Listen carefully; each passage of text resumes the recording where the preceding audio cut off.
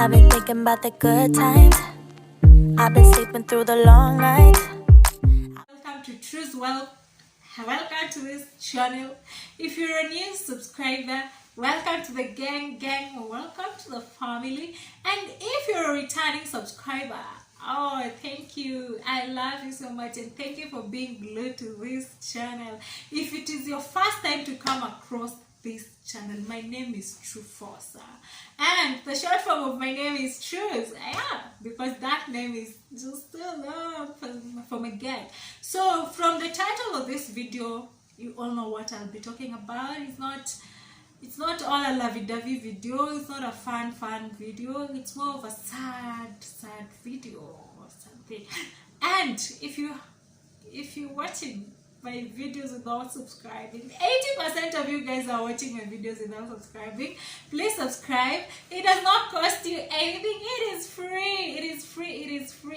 free. Yes, just hit the red button, hit the like button, hit the bell button so that you'll be notified each time I drop a video. Yes guys, and let's get into it. So this video is all about how will I put it, how I was molested with a female. So this is what was happening. You know, in the village, people help each other.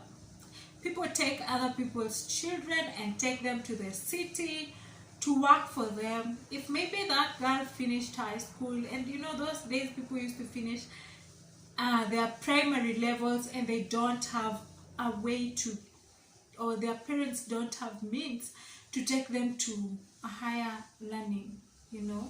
So maybe if you're able in your village, you will take that girl, or you take them to your relative to go work, or they will bring you the girl and be like, let her go help you, and in return you will help her in one way or another. You will send us money.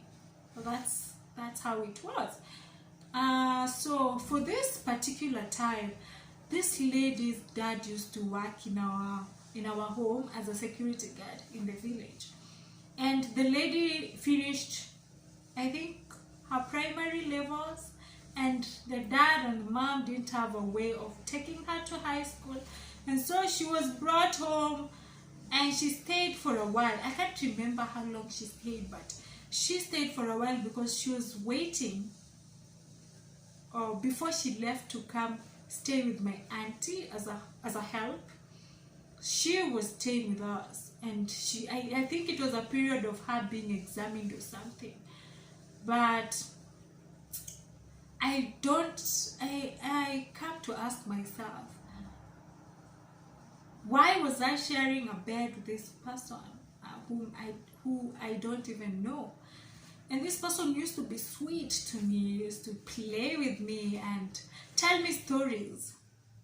I think that's how, when people want to lure you into something that is not good, they will find a way to, they'll find a sweet way to try to draw you closer to them. So I used to share a bed with this person, and I don't understand why. I ask myself till now, why was I sharing a bed with this person? Why not my mom or somebody? I don't understand what was going on. Until that, I don't understand it.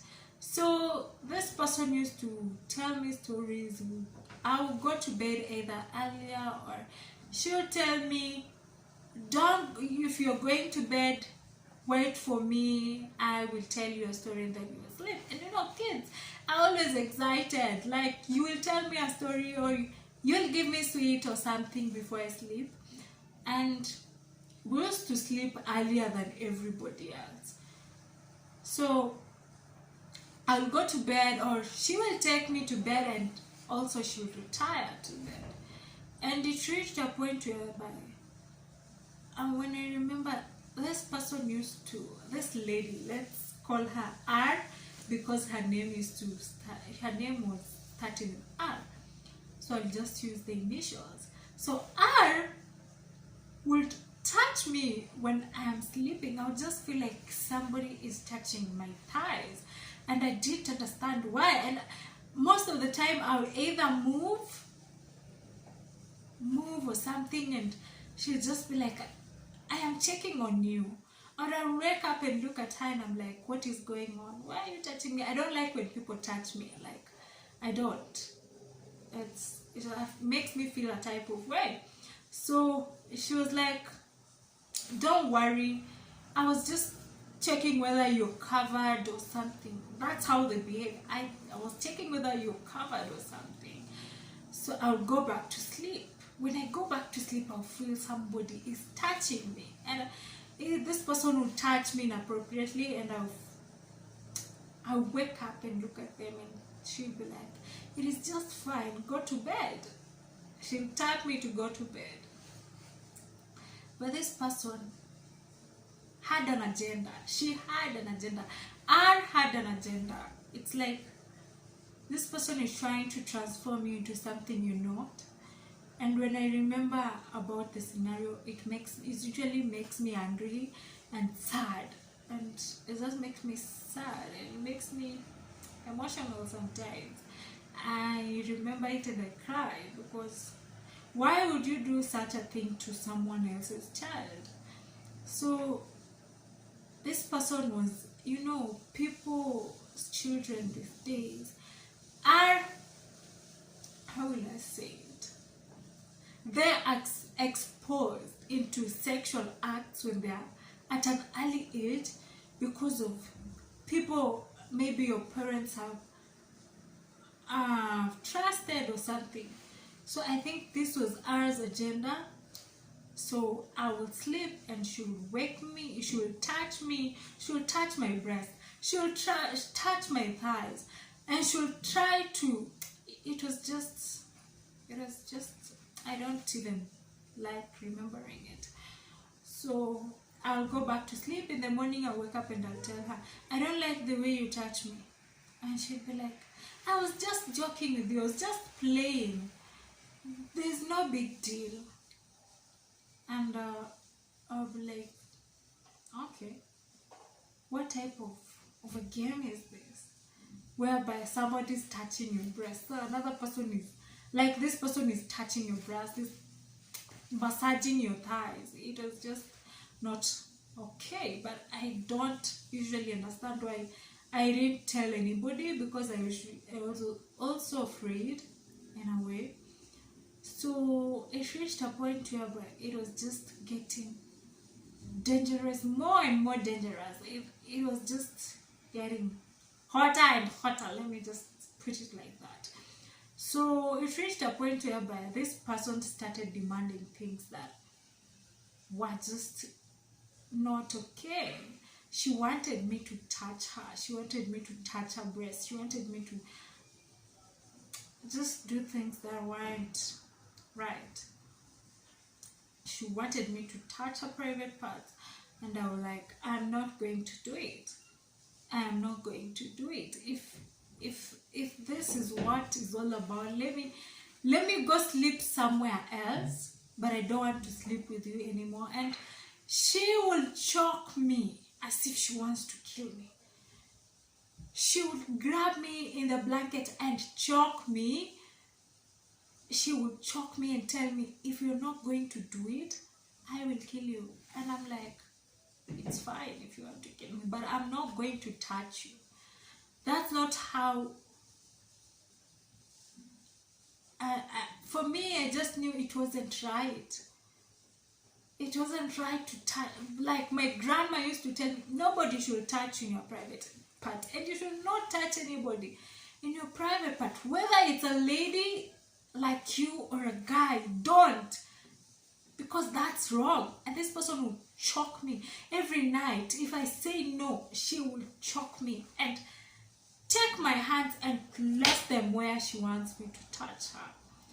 And I will be violent at night when you're sleeping, and she'll choke me and block my nose and tell me, do you now this, you see the way you're feeling? That's how people die.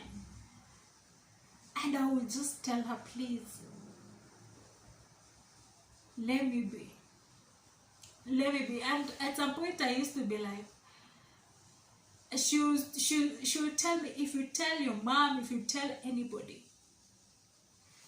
they will wake up in the morning when you're not breathing. And I used to be scared. I used to fear for my life, because I was like, if I joke, I'll be dead. I'll not see my brother, I'll not see my mom, I'll not see my uncles that I love, like, just because of this stranger.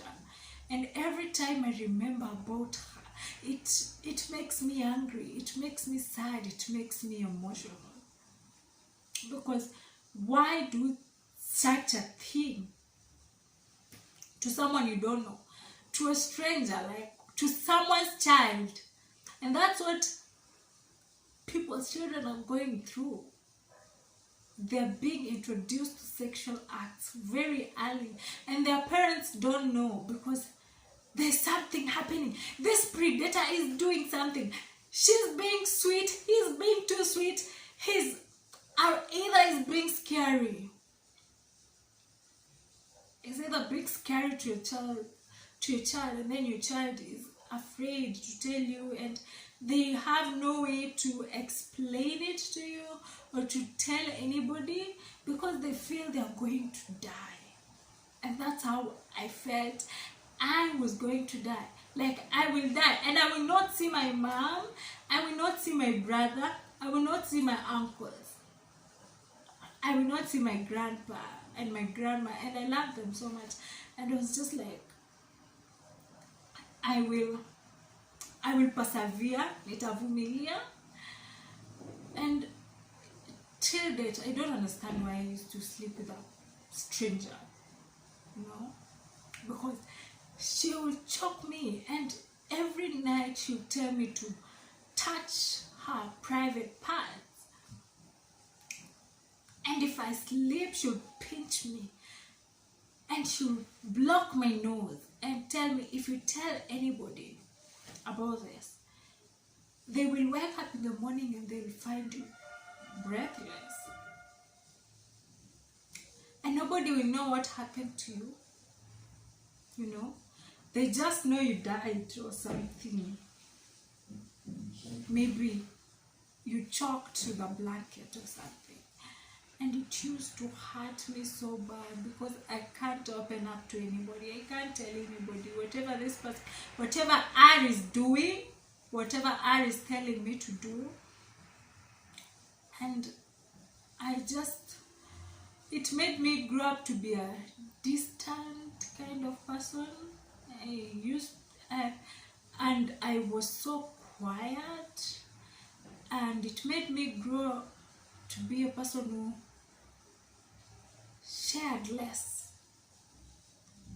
I never used to talk, I never used to open up to anybody, because I felt like nobody will ever believe me. And then that's when you start asking yourself, when you grow up and when you remember all these things, that the traumas you've gone through as a child, and when you remember that nobody in your family knows anything about it, neither your mom, and you're like, was I stupid to just keep it to myself? No, because you are still a child, and there are things that you're not supposed to be exposed to. People out here are not human. They don't care about whether this person is a child. If they're animals, they're just animals, regardless of whether you're a child or not. So I think speaking out is always the right thing to do, because it makes you heal, it makes you cry, and it makes you release all the emotions and all the anger you've been battling. Because if I remember, like, I've kept this thing a secret for so long, 20 something years. I've been dying with it inside, because I felt like nobody will listen, nobody will understand. It made me feel like I'm just alone. Let me keep it to myself because I can't trust nobody. I can't tell anyone. But you know what? When you grow up and when you start facing your traumas and your fears, that's when you start healing. When you acknowledge what you went through, all the battles you fought, like, and you're still here. Like, God has a purpose why I am still here.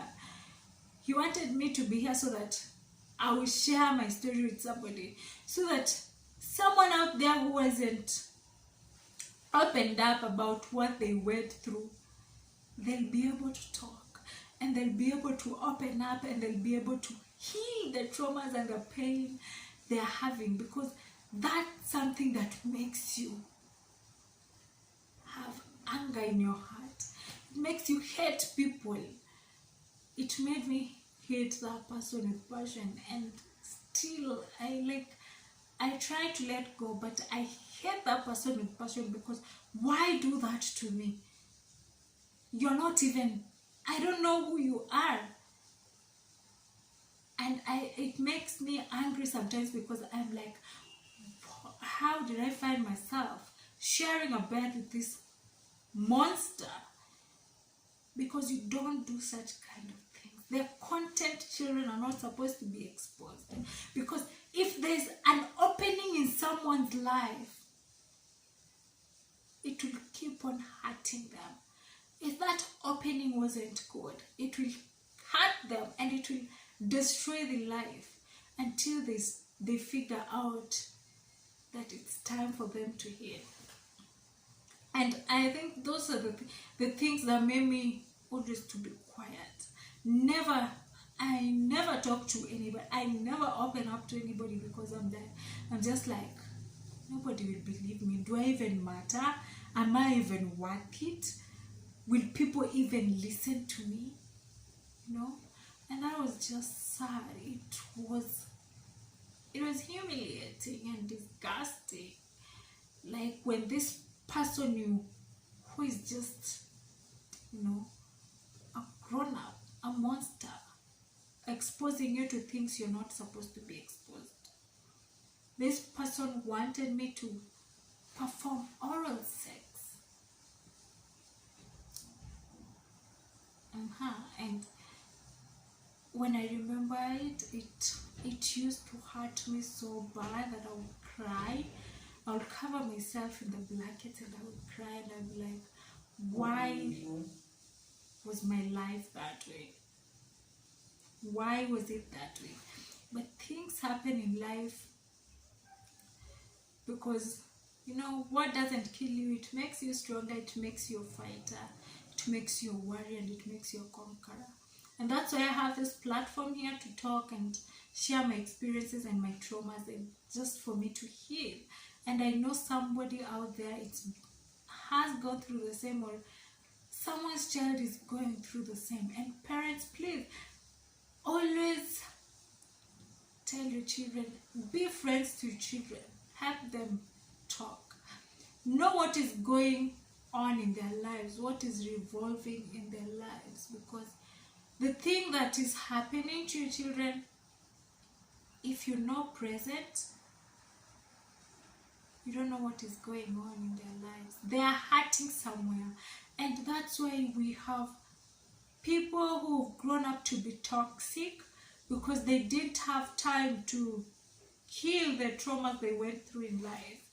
They didn't have a space to talk it out. And that's why they are toxic, and that's why they are violent, and that's why they have anger problems, and that's why people sink into depression and anxiety, because they feel like there's no free space to just come out and speak. So parents, always try to investigate your children, like know what is going on in their lives,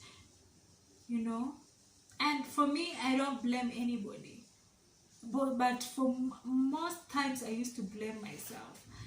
But I came to a point whereby it wasn't my fault. It wasn't my fault. It was that person's fault. They were just animals. They were not human. and that's why they were doing that.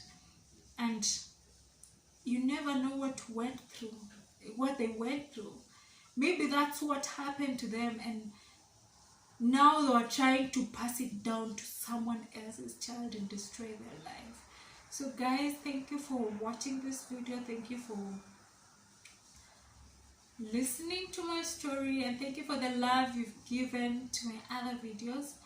I have so many stories to share with you guys, so stay tuned and give this video a thumbs up, share it, let it go viral, and see you guys on my next one.